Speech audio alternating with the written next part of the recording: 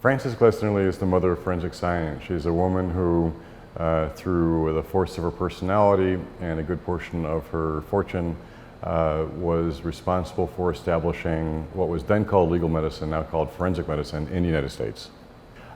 She is pretty much single-handedly responsible for everything that we know in a CSI-type crime scene investigation, either in the field or in popular culture.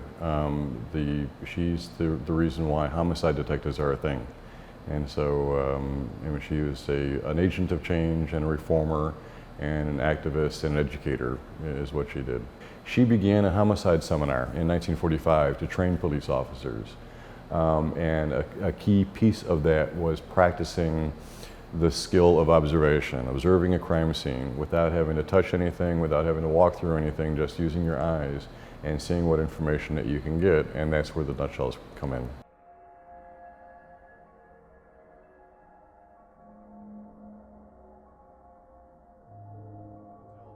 They're on a scale of 1 to 12, and they depict various domestic scenes. Most of them, there's one exterior.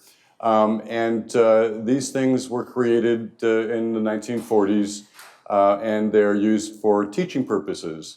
I don't know how that got there, but they're used to train police officers in practicing to observe a crime scene in a homicide seminar that's held at the office every year. As a woman, she had an older brother, so her family didn't expect her to go to college. And her brother actually went to Harvard, but she was asked to stay at home and get married.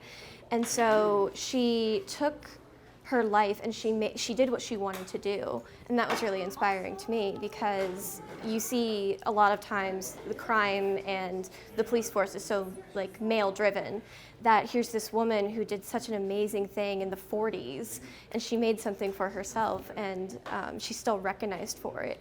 And that was just so amazing to me. I think just the whole idea that somebody would go to that grade of detail